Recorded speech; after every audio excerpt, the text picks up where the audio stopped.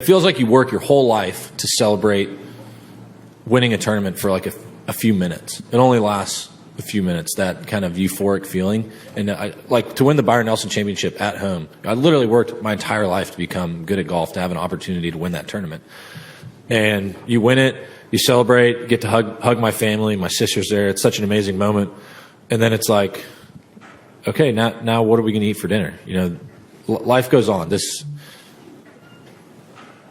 Is it great to be able to win tournaments and to accomplish the things I have in the game of golf? Yeah. I mean, it brings tears to my eyes just to think about, because it's literally worked my entire life to become good at this sport, and to have that kind of sense of accomplishment, I think is a pretty cool feeling. You know, to get to live out your dreams is very special. But at the end of the day, it's like, I'm not out here to inspire the next generation of golfers. I'm not here to inspire somebody else to be the best player in the world, because what's the point? You know, this is not a fulfilling life. It's fulfilling from the sense of accomplishment, but it's not fulfilling from a sense of like the deepest, you know, places of your heart. You know, there's a lot of people that make it to what they thought was going to fulfill them in life, and then you get there and all of a sudden you get to number one in the world, and then they're like, what's the point? And, you know, I really do believe that, because, you know, what is the point? You're like, why do I want to win this tournament so bad? That's something that I wrestle with on a daily basis. It's like showing up at the Masters every year. It's like, why do I want to win this golf tournament so badly? Why do I want to win the Open Championship so badly? I don't know. Because if I win, it's going to be awesome for about 2 minutes. And then we're going to get to the next week, and it's going to be like, hey, you won 2 majors this year. How important is it for you to win the FedEx Cup playoffs? And it's just like, we're back here again, you know?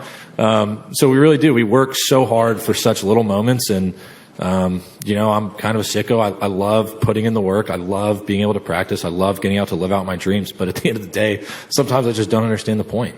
You know, because I don't know if I'm making any sense or not, but am I not?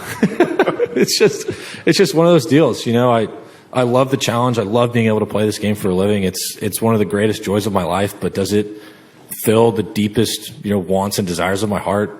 Absolutely not. What do you find fulfilling? I mean, I love playing golf. I love being able to compete. I love living out my dreams.